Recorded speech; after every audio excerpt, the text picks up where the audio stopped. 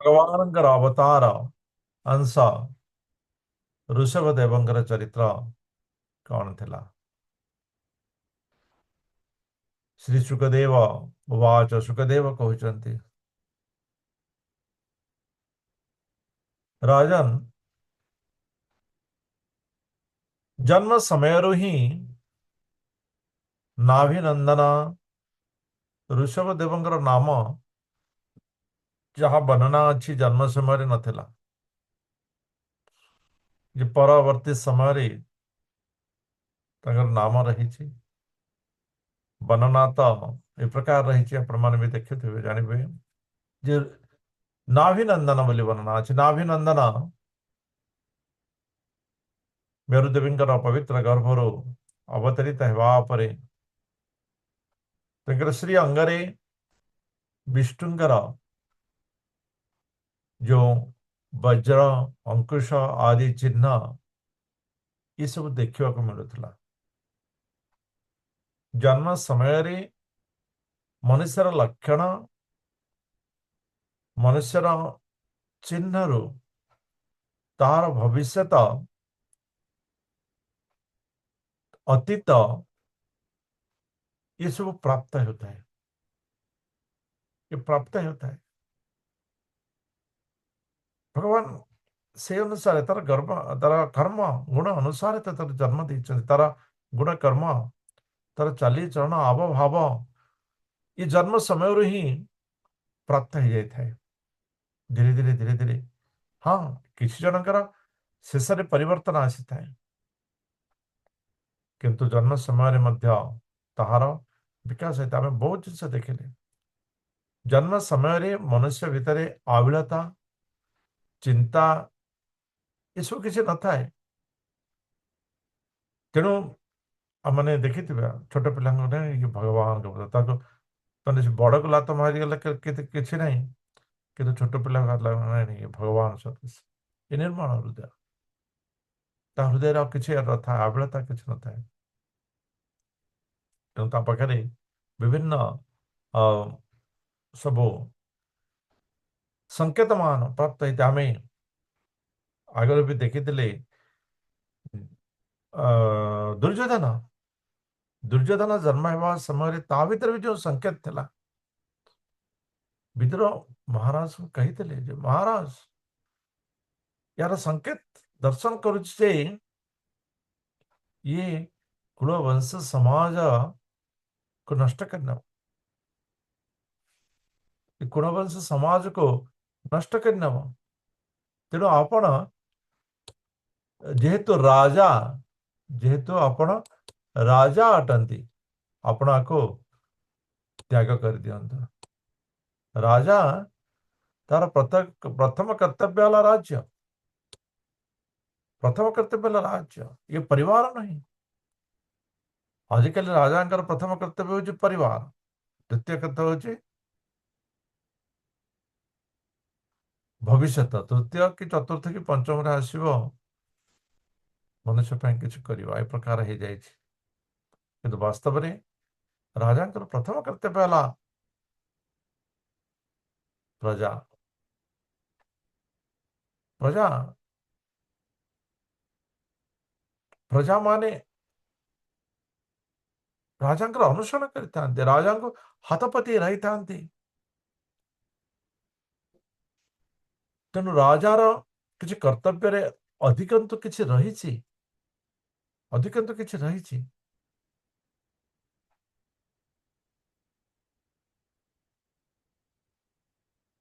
जने ए प्रकार गोटे स्थिति रहना जे मंदिर सका दर्शन करने को हो पारनी आम कौन सका उठी थंडार कौन सबुदिन आसपार टे डेरी हम देखो ये सत्य कथा किंतु जेहेतु आम गोटे दायित्व नहीं से दायित्वर मूल्यबोध रही मूल्यबोध रही बहुत जन सका आसुँच प्रातः समय ब्रह्म मुहूर्त समय भगवान दर्शन करने तेणु से आमर किसी कर्तव्य भी रोचे ତାକୁ ପୂରଣ କରିବାକୁ ହେବ। ସେଇ କଷ୍ଟଟାକୁ ଯୋଉ ଆମେ ସାଧନ କରିବା, ତାହା ହିଁ ସାତ୍विକ ବ୍ୟକ୍ତିର ତ୍ୟାଗ ଅଟେ। ଆମେ ପଢିଲେ ନା, ସାତ୍विକ ବ୍ୟକ୍ତି ଯାହା ଉଚିତ ତାକୁ କଷ୍ଟ ହେଲେ ମଧ୍ୟ ତ୍ୟାଗ କରେ ନାହିଁ, ସିଏ ହେଉଛି ତାର ବୃହତ୍ ତ୍ୟାଗ। ଏବଂ ଅଧର୍ମ ତାହା ସହଜ ହେଲେ ମଧ୍ୟ ତାକୁ ଗ୍ରହଣ କରେ ନାହିଁ, ସିଏ ହେଉଛି ତାର ବୃହତ୍ ତ୍ୟାଗ। ଏ ପ୍ରକାର ଦୁଇଟି ବୃହତ୍ ତ୍ୟାଗ ସାତ୍ବିକ ବ୍ୟକ୍ତି କରିଥାଏ।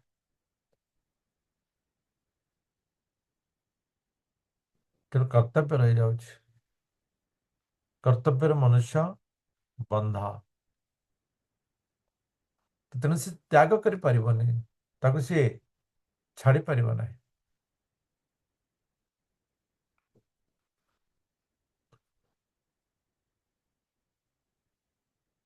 ତ ନାଭିନନ୍ଦନଙ୍କର ଶ୍ରୀ ଅଙ୍ଗରେ ଯେଉଁ ଚିହ୍ନମାନ ସବୁ ରହିଥିଲା, ହଁ ମୁଁ ଏ କଥାରୁ ଆସିଥିଲି ଯେ ବିଦୁର ଧୃତରାଷ୍ଟ୍ର କହୁଛନ୍ତି ଯେ ଆପଣ ତ୍ୟାଗ କରିବା ଇଏ ଉଚିତ ଅଟେ। ବିଦୁରଙ୍କ ନୀତି ବି ସ୍ପଷ୍ଟ ରହିଛି ଯେ ଯଦି ମାନେ ବୃହତ୍ ତ୍ୟାଗ ପାଇଁ, ଯଦି ବୃହତ୍ ବିଷୟ ପାଇଁ ସୂକ୍ଷ୍ମକୁ ତ୍ୟାଗ କରାଯାଏ ତେବେ ତାହା ଉଚିତ ଅଟେ। ଗୋଟେ ରାଜ୍ୟ ପାଇଁ ଯଦି ଗୋଟେ ନଗରକୁ ତ୍ୟାଗ କରିବା ଇଏ ଉଚିତ ଅଟେ। ନଗର ପାଇଁ ଯଦି ଗୋଟିଏ ବସ୍ତିକୁ ତ୍ୟାଗ କରିବା ଉଚିତ ଅଟେ। ଗୋଟେ ବସ୍ତି ପାଇଁ ଗୋଟେ ପରିବାରକୁ ତ୍ୟାଗ କରିବା ଉଚିତ ଅଟେ। ଏବଂ ଗୋଟେ ପରିବାର ପାଇଁ ଗୋଟେ ବ୍ୟକ୍ତିକୁ ତ୍ୟାଗ କରିବା ଇଏ ଉଚିତ ଅଟେ। ତେଣୁ ଆପଣ ଏ ସମାଜ, ସଂସ୍କୃତିର ଏବଂ ପରିବାରର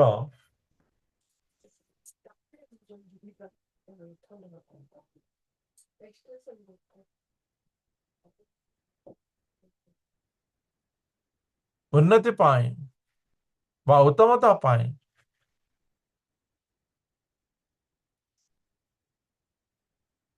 ଦୁର୍ଯ୍योधନକୁ ତ୍ୟାଗ କରିବା ଇଏ ଉଚିତ ଅଟେ। ବିଧିର ବିଧାନ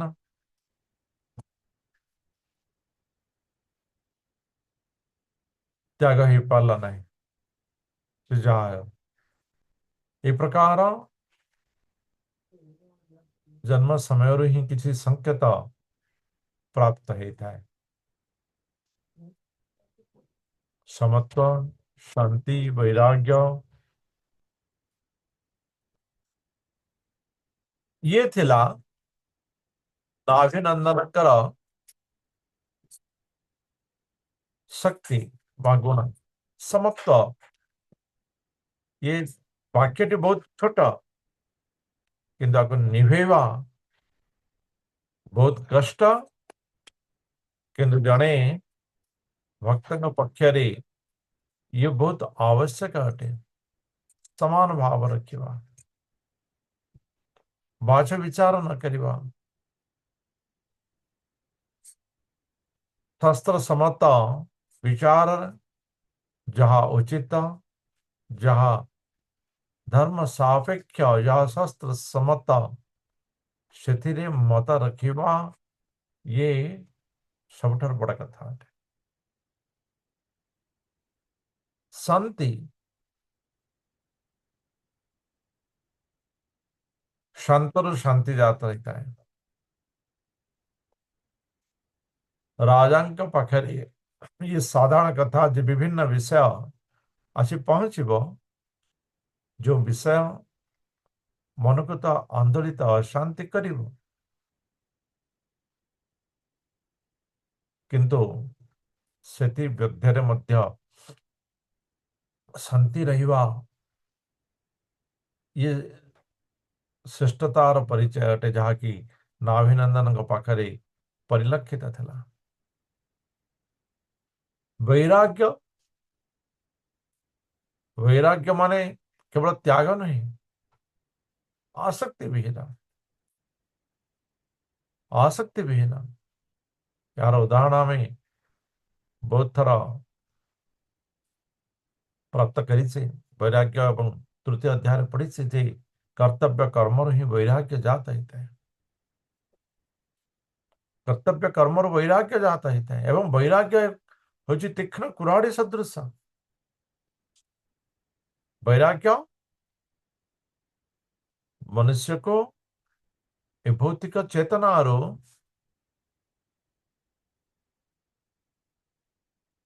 भौतिक स्पर्शकारतार दूरी थाए। तो भौतिकतार दूरी थाए किंतु कर्तव्य कर्मरू नहीं। कर्तव्य कर्मरू नहीं, भौतिक आकर्षण दूरी थाए किंतु कर्तव्य कर्मरू नहीं। तो से प्रकार वैराग्यपूर्ण एवं ऐश्वर्य संपन्न भी थे। ऐश्वर्य संपन्न भी थे नाभिनंदन। तो नाभिनंदन पाखरे इस समस्त विभूति परिलक्षित होता। कर्तव्य कर्म कर्तव्य निष्ठा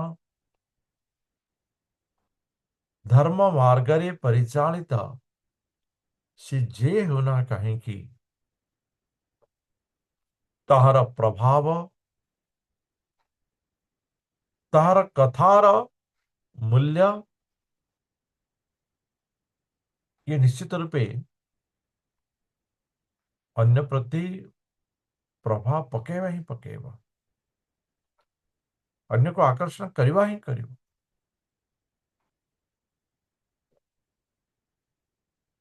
तो नाभिनंदनकर जो गुण स्वभाव चरित्र थिला ताहा साधारण प्रजा को आकर्षण करुथला। ताहा साधारण प्रजा को आकर्षण करुथला।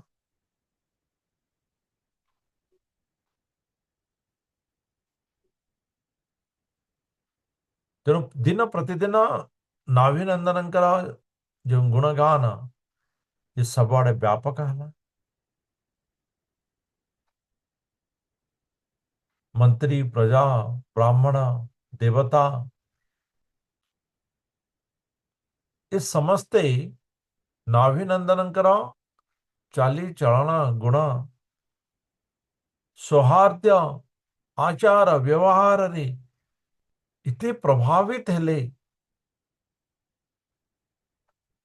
प्राप्त बयस नहेबा समय मध्य समस्तंकर ये विषय रहिला जे नाभि राजा को हे राजन आपण यहाँ को पृथ्वी शासन भार अर्पण करंतु। पुत्रर ए प्रकार सुंदर सुगठित शरीर विपुल कीर्ति जसा तेज बल ऐश्वर्य पराक्रम एवं वीरत्व भाव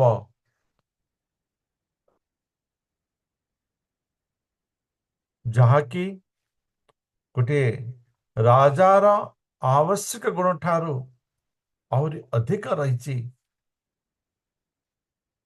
ताको नाभिराजा देखी ताहार श्रेष्ठत्व को प्रतिपादन करने पाई ताहा नाम ऋषभ रखागला। ऋषभ इंग्रजी देखिए या ऋषभ बोली उच्चारण करा आर आई ये ऋषभ नुहे आम इंग्राजी ऋषभ करवानी ये हूँ ऋषभ। इंग्राजी रे रू को माने इंग्रजी तो नहीं आमर उत्तर भारत में साधारणतः रू को माने ताको ई उच्चारण कराई री। तो से ऋषभ आर आई लिखे वृषभानु आम जी कह वृषभानु सीतादेवी तो वृष मान से बी आर आई लिखे वृषभ आम षंड को वृषभ कहे वृष राशि ये सब आई से परिलक्षित करेंगे आई आसव ताकि रट रूटा को री उच्चारण करती अमर रु उ उच्चारण हुई ଏତିକି ଫରକ କିଛି ନାହିଁ ବିଶେଷ ସମାନ ପ୍ରଭୁଜୀ ହରେ କୃଷ୍ଣ ଯେମିତି ହଁ ହଁ କ୍ରିଷ୍ଣା ଯେମିତି କହନ୍ତି, କୃଷ୍ଣଙ୍କୁ କ୍ରିଷ୍ଣା ହଁ କୁହନ୍ତି ଏ ସେମିତି। ସମାନ ଆଜ୍ଞା ଯେହେତୁ ରୁ ଫଳ ରହିଛି ନା ତ ଉଚ୍ଚାରଣ ଆଜ୍ଞା ମଧ୍ୟ ସେଥିରେ ଇ ଉଚ୍ଚାରଣ ଆସିଥାଏ ରୁ ଆଜ୍ଞା ଫଳରେ ରୁ ଫଳରେ ସେମାନେ ଆଜ୍ଞା। ମାନେ ଉଚ୍ଚାରଣ କରିଥାନ୍ତି ତ ଇଏ ऋषभ देव ऋषभ ବୋଲି ନାମ ଦିଆଗଲା ଯେ କି ଶ୍ରେଷ୍ଠ ସବୁ ବିଷୟରେ ଶ୍ରେଷ୍ଠ ରାଜ୍ୟ ଶାସନ କରିବାର ଶ୍ରେଷ୍ଠ ନୁହେଁ ପ୍ରଜାମାନଙ୍କ ପ୍ରତି ସ୍ନେହ ରଖିବାର ଶ୍ରେଷ୍ଠ ଗୋଟେ ଚିନ୍ତା କରନ୍ତୁ ରାଜା ଅଛନ୍ତି କିନ୍ତୁ ମନ୍ତ୍ରୀ ଇତ୍ୟାଦି ମାନେ ବ୍ରାହ୍ମଣ ମାନେ ମନ୍ତ୍ରୀ ମାନେ ପ୍ରଜା ମାନେ କହୁଛନ୍ତି ଯେ ଇଏ ଆମ ରାଜା ହୁଅନ୍ତୁ ଆପଣଙ୍କ ପୁତ୍ର ଆମ ରାଜା ହୁଅନ୍ତୁ ତ କେଉଁ ପ୍ରକାର ପ୍ରଭାବଶାଳୀ ତେଜ ଥିଲା ଆମେ ଅନୁଭବ କରିପାରୁଥିବା ଏହି ପ୍ରକାର ପ୍ରଭାବଶାଳୀ ତେଜ ପରିପୂର୍ଣ୍ଣ ଋଷଭ ଦେବ ଥିଲେ ହରେ କଣ କଲେ ଇନ୍ଦ୍ରରାଜ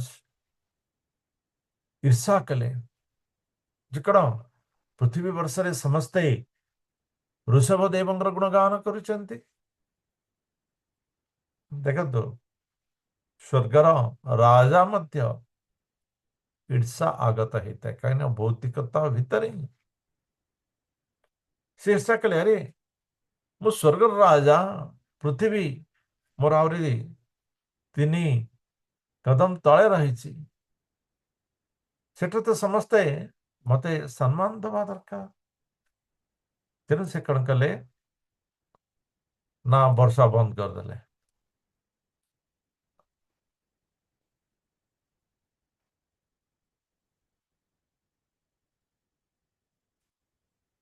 ବର୍ଷା ବନ୍ଦ ହେଇଯିବା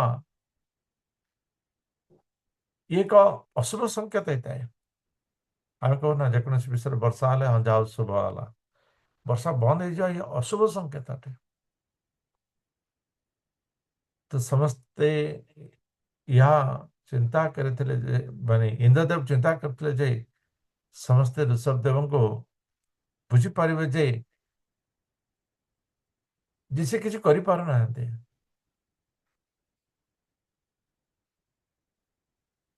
କିନ୍ତୁ ଋଷଭ ଦେବ ଯିଏକି ଭଗବାନଙ୍କର ଶରଣ ଯେ ଭଗବାନଙ୍କର ସ୍ୱୟଂ ଅଂଶରେ ଜାତ ସେ କଣ କଲେ ନା ଯୋଗ ମାୟା ଯୋଗର ବଳରେ ନିଜେ ବର୍ଷା କରାଇଲେ ଯୋଗ ବଳରେ ସେ ବର୍ଷା କରିଦେଲେ ତ ଇନ୍ଦ୍ରଙ୍କର ବାସ୍ତବିକ ଯେଉଁ ବିଷୟ ଥିଲା ତାହା ମଧ୍ୟ ନଷ୍ଟ ହେଇଗଲା ସେ ଚିନ୍ତନ ମଧ୍ୟ ନଷ୍ଟ ହେଇଗଲା ଆଉ କାର୍ଯ୍ୟକାରୀ ହେଲା ନାହିଁ ଏବଂ ଆମେ ପଢିବା ଆଗକୁ ଇନ୍ଦ୍ର କଣ ପ୍ରଦାନ କରିଥିଲେ ଋଷଭ ଦେବଙ୍କୁ ତ ଇନ୍ଦ୍ର ମଧ୍ୟ ଋଷଭଙ୍କର ବାସ୍ତବିକ ପରିଚୟ ବିଷୟରେ ଅବଗତ ହେଲେ ଏବଂ ମହାରାଜ ନାଭି ଅତି ଆନନ୍ଦ ଭରାରେ ଅଚିନ୍ତ୍ୟ ଭାବରେ ସିଏ ତାଙ୍କର ରାଜ୍ୟ ସିଂହାସନକୁ ଋଷଭ ଦେବଙ୍କୁ अर्पण कले अर्थात ऋषभ देव को राजा करेदेले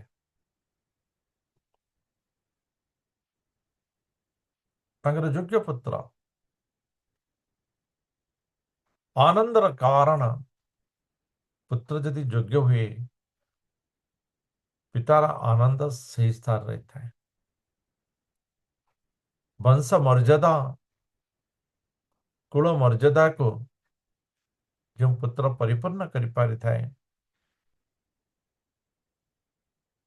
ସେ ହେଉଛି ଉତ୍ତମ ପୁତ୍ର ଅଟେ ତ ଋଷଭ ଦେବ ଏହାଠାରୁ ବହୁ ଉର୍ଦ୍ଧ୍ୱରେ ଥିଲେ। ତେଣୁ ନାଭିଙ୍କର ଯେଉଁ ଆନନ୍ଦ ତାହା ପରିଲକ୍ଷିତ ଅଟେ।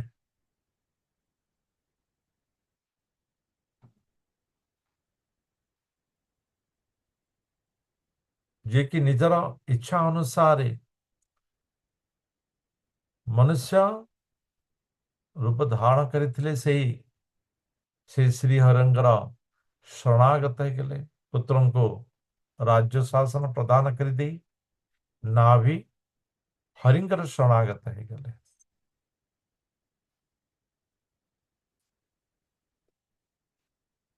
ଏବଂ ହରିଙ୍କର ଲୀଳା ବିଳାସରେ ଅର୍ଥାତ୍ ଲୀଳା ଶ୍ରବଣ କରିବା, ଲୀଳାର ରସପ୍ରାପ୍ତ କରିବା, ସେଥିରେ ସେ ମୁଗ୍ଧ ହେଇଗଲେ। ଭଗବାନଙ୍କର ଲୀଳାର ରସପ୍ରାପ୍ତ କରିବା ଇଏ ବାସ୍ତବରେ ସଦାବେଳେ ସବୁ ସ୍ଥାନରେ ସମସ୍ତଙ୍କ ପକ୍ଷରେ ସମ୍ଭବ ହୁଏନି। ସେ ପ୍ରକାର ଭାବରୁ ହିଁ ଜାଗ୍ରତ ହେଇଥାଏ। କେବଳ ଯେ ଶ୍ରବଣ କରିଦେଲେ ନାହିଁ, ଶ୍ରବଣ ଯଦି ଭାବ ଜାଗ୍ରତ ହେଇପାରିଲା, ତେବେ ସେଥିରେ ଏକ ମଧୁର ରସ କ୍ଷାରିତ ହେବ। ସେ ରସକୁ ହିଁ ପାନ କରିବା ପାଇଁ ସ୍ୱର୍ଗର ଦେବତାମାନେ ମଧ୍ୟ ଆସି ଭଗବାନଙ୍କର କଥାକୁ ଶ୍ରବଣ କରିଥାନ୍ତି। ସେଇ ରସକୁ ପାନ କରିବା ପାଇଁ ସ୍ୱର୍ଗର ଦେବତାମାନେ ଆସି ପରୀକ୍ଷିତ ମହାରାଜଙ୍କୁ ଅମୃତ ଦେଇଥିଲେ। ନେଇଯାଅ, ତୁମେ ଅମୃତ ନେଇଯାଅ, ତୁମର ବଞ୍ଚିବାର ଅଛି ନା, ମୃତ୍ୟୁ ହେଇଯିବ 7 ଦିନ ପରେ, ଅମୃତ ନେଇଯାଅ, ତୁମେ ଆଉ କେବେ ବି ବଞ୍ଚିବ ନାହିଁ। ସୁଖଦେବ ଗୋସ୍ୱାମୀ ଆମକୁ ସେଇ ଭାଗବତ ଅମୃତ ପ୍ରଦାନ କରିଦିଅନ୍ତୁ। ଏହି ସୁଖଦେବ ଆମକୁ ଭାଗବତ ଅମୃତ ପ୍ରଦାନ କରନ୍ତୁ। ଆମେ ହେଉଛୁ ଦେବତା, ଆମେ ଅମୃତ ନେଇ ଆସିଛୁ। ଏ ଅମୃତ ଆପଣ ପରୀକ୍ଷିତ ରାଜାଙ୍କୁ ଦେଇଦିଅନ୍ତୁ, ସେ ଅମର ହେଇଯିବେ। 7 ଦିନ କଣ, ସେ ଅମର ହେଇଯିବେ।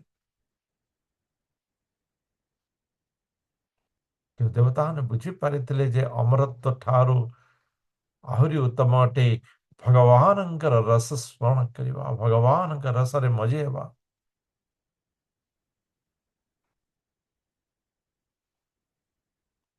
ତେଣୁ ରାଜା ନାଭି ନନ୍ଦନ ଋଷଭ ଦେବଙ୍କୁ ରାଜ୍ୟ ଶାସନ ପ୍ରଦାନ କରିଦେଇ ସେ ଭଗବତ ରସକୁ ପାନ କରିବା ପାଇଁ, ଭଗବାନଙ୍କର ସେ ଲୀଳା ଶ୍ରବଣରେ ମୁଗ୍ଧ ହେବା ପାଇଁ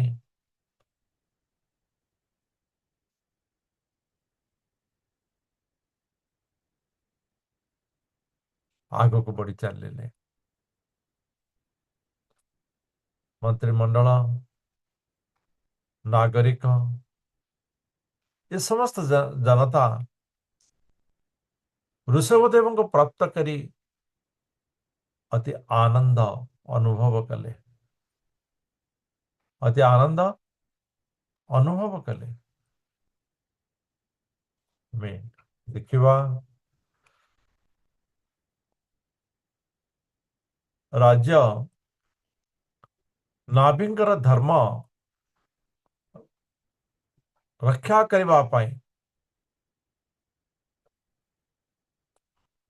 ଯେଉଁ ଅଭିଷେକ କରାଇଲେ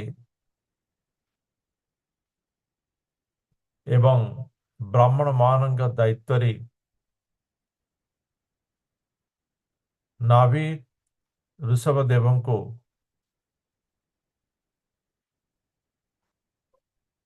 ଛାଡ଼ି ଦେଇଥିଲେ। ନିଜେ ମେରୁଦେବୀ ସହିତ, ମାନେ ନାଭି ନିଜେ ମେରୁଦେବୀଙ୍କ ସହିତ ବଦ୍ରିକାଶ୍ରମକୁ ଗମନ କଲେ। ରାଜ୍ୟ ଶାସନର ସମସ୍ତ ବିଷୟ ଋଷଭ ଦେବଙ୍କୁ ଦେଇ ସେ ବଦ୍ରିକାଶ୍ରମକୁ ଗମନ କଲେ। ସେଇଠି ଅହିଂସା ଏବଂ ଉଦ୍ବେଗ ବିହୀନ ବିଭିନ୍ନ କୌଶଳ विभिन्न प्रकार पथ को अवलंबन करी तपस्या करी अष्टांग योगरी समाधिस्थ हुई भगवानंकर से ही नरनारायण रूप को ध्यान कले एवं शेषरे भगवानंकर से स्वरूप ही लीन हो गले एवं ये विषय सुखदेव गोस्वामी राजा परीक्षित पांडुनंदन परीक्षित को कहते हमें सुनिवा आग को अच्छा विषय रेकर्डिंग